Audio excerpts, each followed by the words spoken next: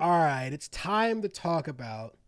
I honestly didn't even check, but I'm just gonna call it the number one movie in America.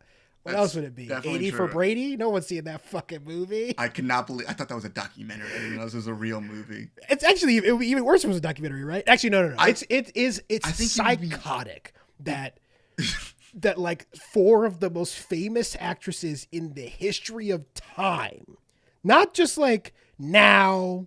This is Jane Fonda, Sally Field, Rita Moreno, and Lily Tomlin were like, actually, what we're going to do as one of the last films ever that we make, because let's be very clear, they're not making it much longer. It's just Probably a not. reality. That we're going to make a movie about fucking Tom Brady and how we're like big. I didn't see it, so I don't actually know what it's about, but presumably they just like go and watch Tom Brady play football. Is it like specifically for like the smallest subsection of old white women who like Tom Brady? Like, Who is are that, those women? I Who don't are those know. people? Who are you I talking don't about? know. I don't know. Like I'm saying, like, is that like just for them? Unless there is a scene in this movie where Tom Brady has a fucking fivesome with four legends of the Hollywood Holy cinema. shit! This might I have am been not interested in 80 for Brady. Now, if one. somebody tells Worst- me that Tom Brady's worst sen- hitting Jane worst Fonda from the sentence. back, I'm about it. worst worst sentence I've ever heard in my life. Second worst mental image of my life.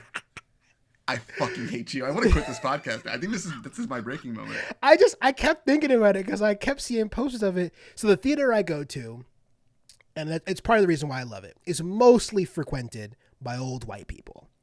And the best thing about old white people is they don't go to the movies that much. And when they do, they sit quietly and they don't talk. I love it. But so that means 80 for Brady got a big poster, like a big stanchion Jesus. in the main lobby. That was like, they clearly knew their demographic. And I kept thinking, what the fuck could the plot of that movie possibly be? And I'm going to read you this really quick, Corey, before we get to Ant-Man and the Wasp Quantumania. Four best friends live life to the fullest when they embark on a wild trip to see their hero, Tom Brady, play in the 2017 Super Bowl, starring the likes of, and we've already skipped the main ones. Shout out Atlanta Falcons. Harry Hamlin, Jimmy O. Yang, Guy Fieri, Ron Funches, Julian Edelman, Sarah Gilbert. What is happening? Billy Porter's in this. Patton Oswalt. What's going on? Did people say like did their agent like owe people favors or something? Like how much money was just like, hey, can you just show up to set for a day? I actually genuinely don't understand. I don't really understand what to do with the existence of this movie because it's clearly not for, it's not for us. It's not for us even like a little bit. Like one, neither of us fucking like Tom Brady. No. And two, neither of us are 80-year-old women. No, we're not. But why would you go to the movies to see this? Masochist? Well, the answer is actually people didn't go to the movies to see this because it made $33 million. That's still much more than it should have. I mean, like that just it's $33 more million than this movie ever should have. honestly should have. Let's talk about it. Let's talk about a Marvel film. Ant-Man and the Wasp Quantumania. Quantumanium. Or as Che and I were saying over break, Ant-Man and Kang. Quantum. No, honestly, this movie should just be Kang.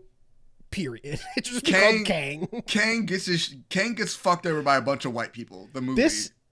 This is the. I mean, I have a lot of problems with this movie that we will maybe get to or not. I haven't really decided if I'm going to be a Debbie Downer on this podcast or not. But the one thing that is undeniably incredible is Jonathan Majors is the best villain that the MCU's had in like maybe ever. He's so fucking good. He owns one of the scene best that he's performances in a Marvel movie. Just like there's like even like the small scenes that he has with Michelle Pfeiffer and those little flashback scenes were just so fucking good. Just like I don't know what it was about those scenes. I'm like I was just enamored with his character and just like even with the way he speaks and like just like the small moments that like he like expresses himself with are just so awesome. I don't think anybody has perfected the enraged whisper the way that Majors has in this movie. Nobody has been able to quiet rage is one of my favorite forms of acting because I think it's so hard to pull off well.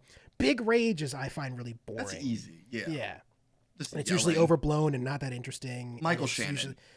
Or they knew like that shit is not for me. But when you can be as the scene where he sees Michelle Pfeiffer figure out who he is, or Janet Van Dyke, for those of you who Janet Van Dyne who are know these characters' names. I mean, I do. Yeah, but most people don't. Most people are like Michelle Pfeiffer. Yeah, that's right. But when he sees her figure out what's going on, when she touches the orb and sees all his memories, it's one of the best because he has like 4 different emotions on his face at the same time. It's like sadness because he realizes like this friendship that I think he actually genuinely valued is over. He did. It seemed like he did want to actually help her. Like, yeah, it's like I think he really loved this person, you know, and then he finds out that it like, and he's realizing like, oh well, I also have to probably kill her, which is gonna be sad. And then it's anger. It's like he has, and then that he transforms, he gets his suit back, and then we see the real anger like burst through for a moment. Yeah, Jonathan Majors is fucking incredible, and I'm really excited that we got here from like this guy who was, I think pretty quickly we got here from a guy who was in like a great movie in 2019. I mean, I love The Last Black Man in San Francisco. If you haven't seen that, go check it out. He's so good. That was 4 years ago. Jesus, that's what I'm saying. It's basically that's the first time I saw this dude. Not that wasn't his first thing ever. He's got a few credits before that. But I know that was his like first like big, and I know him from The Five Bloods. So that was the first time I saw him, and I thought he was good. And then I saw Lovecraft Country. I'm like, oh, this guy's really good. Yeah, he's got a small part in White Boy Rick, a movie that I don't think any human being on planet Earth saw. No, I've never even heard of it. If I've actually the trailer, you'd remember the trailer. The trailer is preposterous. Okay. But really, he gets like, I think, sort of national notoriety around the Last Black Man in San Francisco. It was like a big Oscar bait movie. Didn't end up getting nominated for anything, but it was like in that crowd, really clicked. And then, of course, like you said, he really is like a household name during Lovecraft Country. And, excuse me, really it's been that, The Five Bloods, The Harder They Fall, and and then Loki, and now Ant-Man. And it feels like he's like a huge star, and he hasn't really done a lot yet. Obviously, he's got a ton coming. We've got Creed, all the Avengers movies, so on and so forth. But like, I'm really excited that it has worked out for him the way that it has. I do think part of that, not to put it down on the conversation again, but is like because Hollywood has always a dearth of black talent, and whenever there's one guy that pops up, he really gets a chance to shine, which is good. I'm glad it worked out for Jonathan Majors. Yeah, it does. It is sad though, because it's like, I mean, we saw the same thing happen with Chadwick and Michael B. Jordan. It's like kind of like they have that one moment, and then it's just like, oh, they're in everything, and then they kind of just fade out. So I mean, good for Jonathan Majors. I'm sure he's gonna have a long career through this, and I'm really happy for him. But that is a sad note on it. Yeah. But I mean, it's not a surprise to anybody that he completely stole the show in this movie. This movie was his movie, basically. Or at least, like, not even his, like, I don't want to say origin movie. I think, like, kind of, and I think it's also really cool because he plays a very different version of this character from his Loki appearance. That's the thing that's going to be so interesting about him going forward, is he can do kind of anything he wants, or anything they want him to do. I think that's really exciting. But yes, like, the first Kang we saw was, like, the laid back, basically, like, even though he was like a manipulative fuck, he was like kind of the nice guy. Yeah, and like really cocky in a way that this version of Kang isn't. Especially when we first meet him, he seems really humble. And like I said, that moment where he realizes it's kind of all over for this relationship he's grown really fond of, he feels really sad. Which the version of Kang we saw in the Loki was not capable of sadness. Really, no, he was suicidal. Basically, he was just kind of very much like, I'm waiting for something to happen because I'm just fucking bored. Yeah, and this guy's like, as that Loki, he was just like comfortable but like uncontent. This also Kang, which kind of makes sense for a time travel character, for someone who cannot sit still. I think it's just this very different version of that character who's just forcibly trapped and just pissed the fuck off about the whole thing. But as you said though, Che, like, he does such a good job of like kind of that quiet anger, and then whenever it like bursts out, like, you're like, oh shit, this guy's like actually pissed off. And just like the scene where he's just whooping Ant-Man's ass for like 5 minutes was, I felt bad because I like Paul Rudd, but I'm like, I don't want Kang to lose. There was no part of me that was worried. That's the other thing about this movie that's like a bit weirdly structured. Like, everyone was always, I think coming up to this movie, people were confused about why this major moment in the future of Marvel, the real introduction of Kang as the villain. This, like, we obviously see him in Loki, but this is like his stage moment. Why it was going to be in the Ant-Man movie. I kind of get it. Part of me gets it, but part of me is like, I love Paul Rudd. Paul Rudd is not capable of pulling off the scenes that I think would have really worked wanted him. alongside Johnny Yeah. Majors. He just isn't. He's not. And He's not that kind of actor. Yeah, and I was kind of hoping that he was going to surprise me. And as much as I do love Paul Rudd, because I think he does play such a lovable doofus so well. Well, also, I don't even think they let him. I don't think they gave him the chance to. There's not really any scenes where he isn't. There's the scene where he's giant and screaming, "Don't touch my daughter!" But even that's played for a joke. Like they don't let him be anything more than that. I think his best acted scene was where like he was like when he was in the jail cell, and like kind of Kang's introduction to the both of them, which was very good. Just being like, "Oh, this guy doesn't fuck around." I really did like that. Just like immediately, like this guy's like batshit insane. But what I do like about this version of Kang though is just like he's not okay. First off, this version of Kang is not dead, and I like the fact that this is like kind of like the worst Kang. Like this is the Kang who got his like basically got his ass kicked and got like smacked down. So it kind of does make sense that Ant-Man he's supposed to be exiled by the other Kangs. Exactly. Yeah. So he's like the one they were like, "Oh, we don't fuck with you" kind of version. And so they're not these other motherfuckers who beat that one guy are all just like, okay, so this is gonna go horrible. Yeah. For everyone else involved. Which I did kind of like that. It was very much I'm like, yeah, it's fine if Kang lost this time around because he's not the best version of this. He's just one of infinite versions of him. I do think this is, and I'm very interested to see how it plays out going down the line. I think this is going to be a pretty tough thing to communicate well to the casual audience. Not casual is not the word, because I think casual is often used as derogatory, but like people who are not also big into the comic books. I wonder if they're going to be able to stick the landing with like what it is. Like, what does it even mean that there's infinite Kangs and he exists in infinite timelines and throughout time? It doesn't even like, what is it even going to mean to people is going to be pretty hard to do. And they don't have to do a lot of that in this movie at all. Cause it's mostly just the introduction of this one version of him of him and like kind of the concept of how he works basically. Right.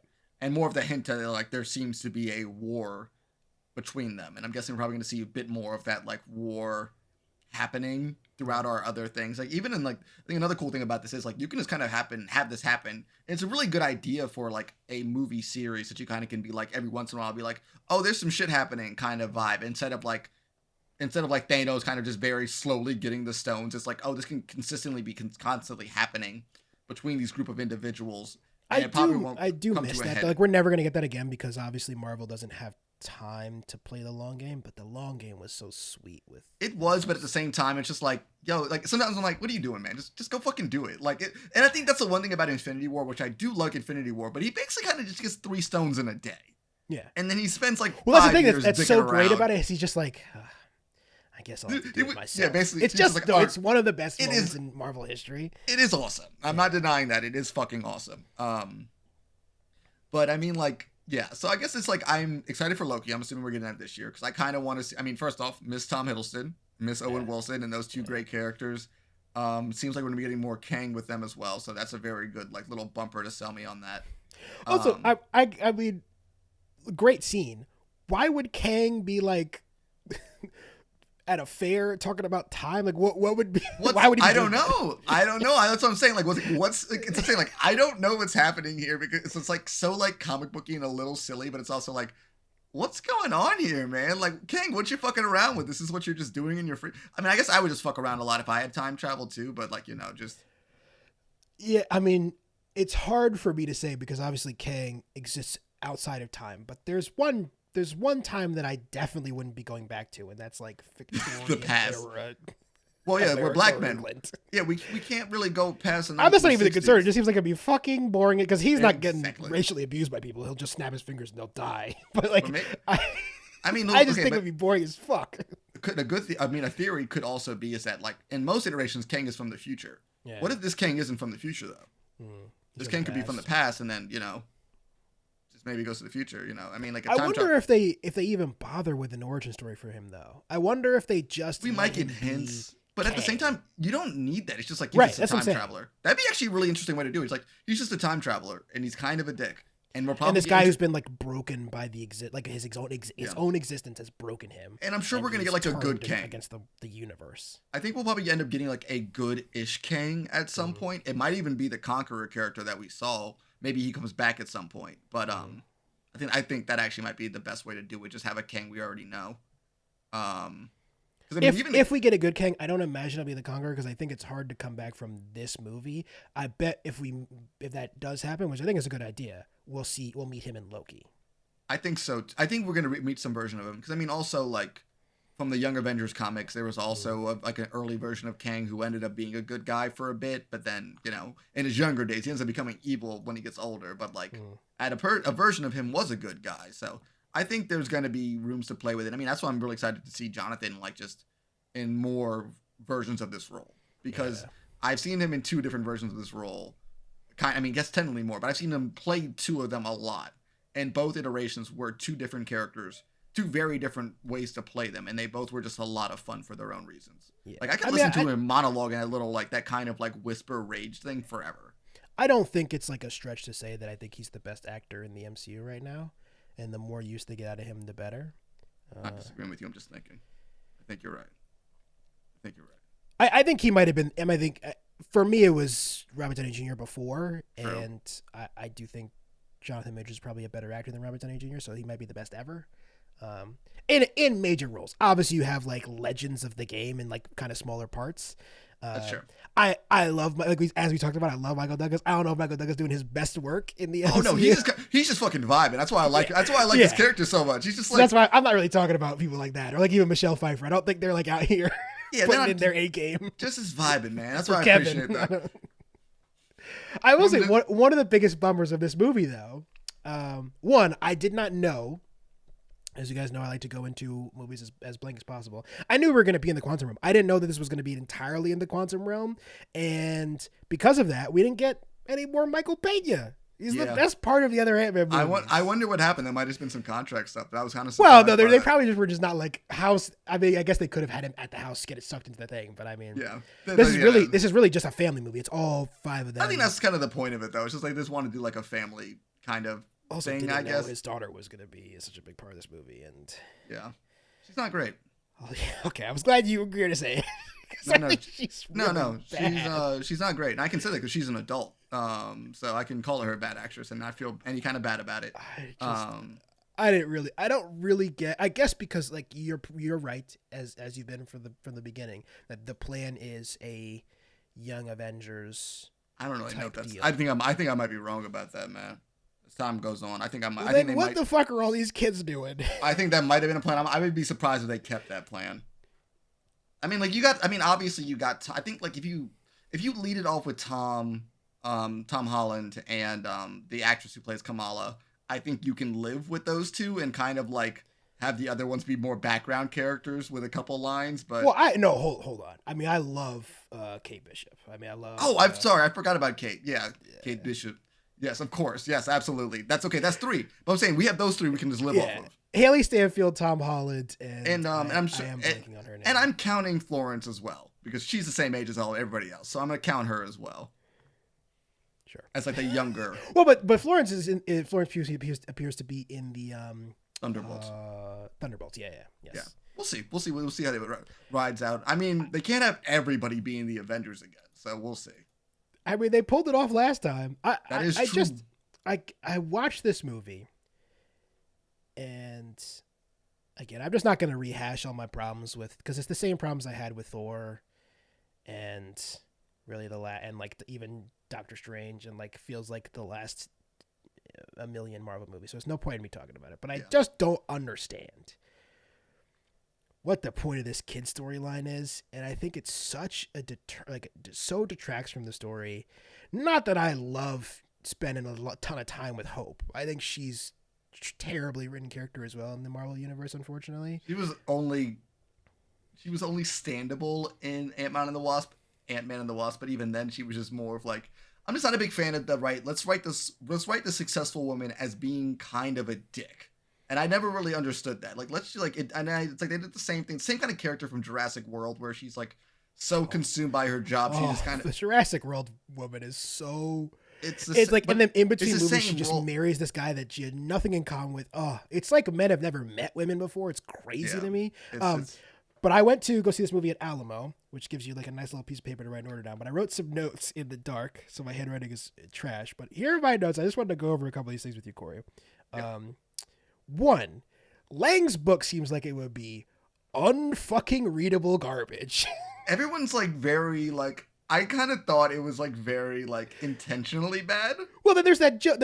I thought so too. And then there's that moment where Michael Douglas goes, and I read every word of it. And he's like really happy about it. See, like, okay, this book seems like it would be fucking terrible. I think, okay, let me look at it this way though. I think that Che, if you save the world and you wrote a horrible book, like a god awful book. I did both those things, but all right, keep going. I would read every page of it. Sure. I would read your entire book. You wouldn't like it. I would not like it. And let's put that there. That's my point. No. Michael Douglas did not say he liked it. He just said he read every word. But he was smiling real hard when he said that. Che, I would do the same thing, man. I go, Che, I read every word of your book. Every word. I do love that thing where he's like, you saved not just the world, but the entire universe, but what have you done for me lately? I was like, hold on. Oh, hold a minute. Hold on. I beat Thanos. I don't need to do anything else. Don't be like, I'm not fighting for the fucking Occupy Wall Street motherfuckers. I killed Thanos. We're good forever, dog. No, his daughter is very almost quickly just, I did like the slight Kanye Childish Gambino reference of listening to your own shit while you're driving around. But hold on, there's be like listening. No, to music, it's psychopathic. It's psychopathic. And then he just wants to. As somebody who listens to his own voice a lot when editing this podcast, the second I'm done editing this podcast, I never want to hear it again. Never. It's one of the worst experiences ever when people put my own podcast on around me. I love all of our friends and family who lie to us and say, Che has a good podcast voice. I love people who lie to me. It's just like, you have a good podcast voice. I'm like, you're a fucking liar, but I really do appreciate. I think your voice is better than mine, but I think everyone hates your own voice because it just sounds different in your head, right? That's very true. All right, I got a couple more notes. Sure. So the pizza scene, it's a nice little joke, but solve world hunger, maybe? I think they do touch on that though. I think they do say that hope. No, earlier on when he's they didn't do it. They didn't solve world hunger yet. She said they're working on it though, and it did seem like there was making steps because you are very correct. But I feel like somebody probably was like in the writer's room and it's like, why don't they just solve world hunger then? They could just do that. And then someone's like, oh shit. It's the same thing with like, I guess that's one thing I did like about the first Avengers where they were like, Tony's actually finally using his resources to basically create clean energy in the world. And I'm like, oh, that makes a lot of fucking sense. Yeah. Like, shouldn't the MCU basically be like a futuristic planet at this point? Because it should be a utopia. It should be a utopia, but assholes. But still, and I'm kind of like, I'm enjoying that little bit of like, I don't really know if they're going to touch on that more, but they do acknowledge it. But yes, Jay, you are very correct that no one should ever be hungry again. Right. Two more points that I wrote down. Okay. I'll save this one for last. Especially in San Francisco. Sorry. Yeah, yes, I think that's the big one you talk about. But I have this note. Kang just gets beat by big man. Big dude is too much for Kang. Just big guy. That's it. Big guy. And ants. He eventually gets beat by. But there's a moment where he's like, so giant man walks into his base and he sends a bunch of like minions to go kill him instead of just leaving and murdering this dude, which he should have been able to do. Yes. Because before he was gonna like kill both of them by moving his little fingers. Yeah. He was gonna murder them in their cells. Yeah. It wasn't gonna be a problem at all. No. But now he's big. Is a problem? Apparently. All right, cool. I got nothing for that. No. I mean, honestly, no, Chad's right there with you. I'm like, why doesn't he just fuck him up? Right. I'm like, I thought they were going to be fucking scrapping and that was going to be a ton of fun. There's a little bit of them fighting, but really he just gets dummied by some ants, which is also weird. Also, the ant things is stupid. I'm sorry. I thought it was stupid, but I liked it. I liked how stupid it was. Because towards the end, there was I made silent friends with the guy next to me because we were just like the entire time, like, especially when MODOK popped up, we were like, what? The MODOK is a rough visual. I'm sorry. I think it was supposed to be a rough visual. The super wide face is not a look that my guy should have signed off on. I don't think anybody. Corey Stoll is like a pretty handsome guy. They fucked his whole shit up. I think everyone in the theater, every time he was like doing something, everyone was just like, it's like no one like it was like never like everyone consistently laughing, but the longer he was on screen, people started laughing, and I'm like, I think that was the point of it. Yeah, the thing I like about MODOK as a character is that like not in this movie, but yeah, it's how stupid it is. But then he's supposed to be actually like competently evil. Like I think I don't know. At least to me, I feel like in most recent things I've seen him in, certainly in the show, he's in the show, and also I'm trying to think of when I read him before Gwenpool. That Patton Oswalt book. Was he competently evil? I thought that was like a comedy book. No, he was. That's what I'm saying. I thought you were saying moments that he was. Oh, I meant like. Well, I was saying like I think before that I think like the Gwenpool book was like he was even like a little silly in that. But I'm trying to like. But he is at least the big bad and like is a threat in this book. In this movie he's a joke. Yeah, but like, what do you can you actually really make MODOK? Like, no, I don't. I just think don't do MODOK. You don't need. Nobody needed you to do MODOK. But I thought it was so stupid. I kind of liked it, Jay. I'm sorry. I kind of liked it. No, it's fine. I didn't have a big problem with it. I just when his mask comes off, I was like, oh no, sir. It was so much uncomfortable laughter, and I gotta say, I do love his death scene. They played the Avengers music when he died. I'm like, this is. It is really funny. That scene is really funny when he's like, it's dark. I died an Avenger, and they're just like, okay. That might have been the best joke in the theater. I'm like, and also I'm like, yo, that was kind of fucking dark. Honestly. Yeah, it is pretty dark. It's like, oh, he just straight up, just straight up died. All right, my last note, okay, and this is the big one. Yeah. And I'm going to need you to solve it for me. Okay. What is any of the science in the hardest air quotes of all time in this movie? What is any of it? And but most importantly, what is going on in the probability storm scene? Okay, so hold on. Specifically, really, literally specifically, and I don't understand what happened. How do they win? They just like touch, like Hope and Ant-Man touch, and then it's over. I don't understand what that scene was. I don't understand what's happening at all. So basically, it's that episode from Rick and Morty.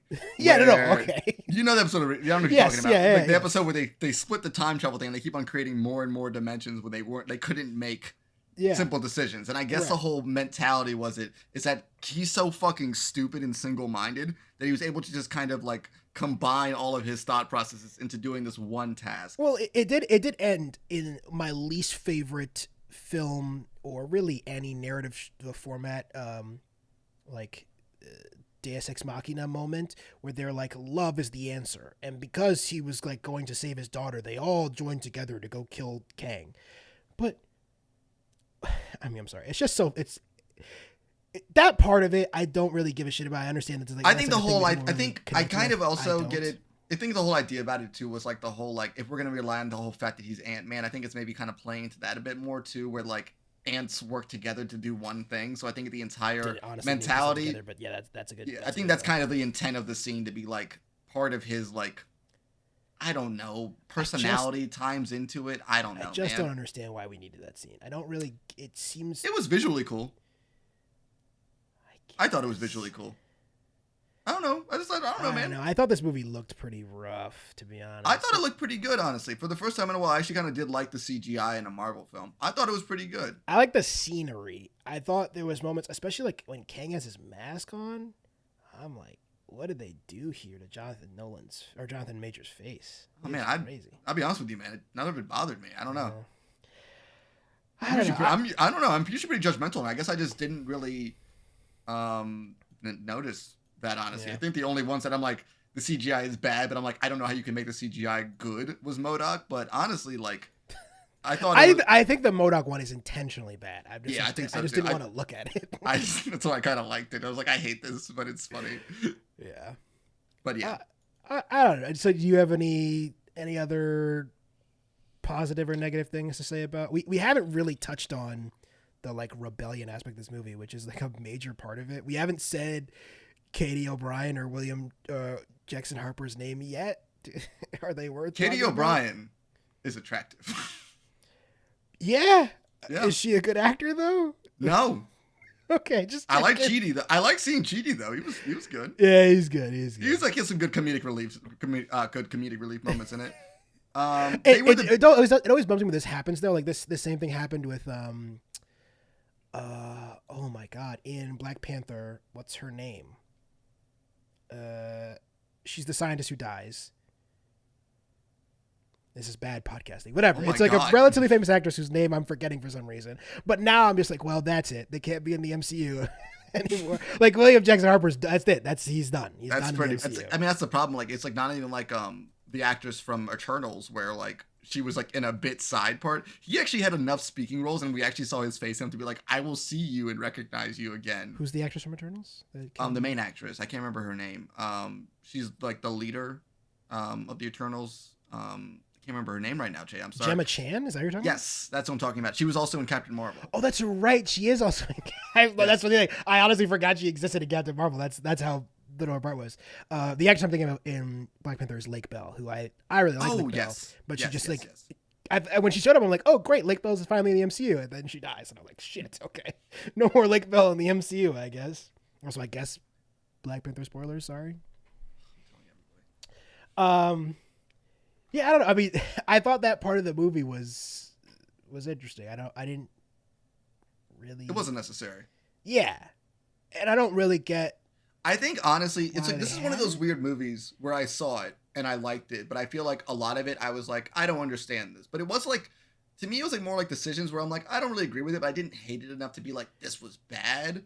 I just can't say there was like, I don't know. I like walked out of it like in a good mood and I enjoyed it, but like critically, I can probably tear this film apart if I really wanted to. But we're back to a pretty classic response to a Marvel movie. So for a while, it's been everyone hated it, which, whatever.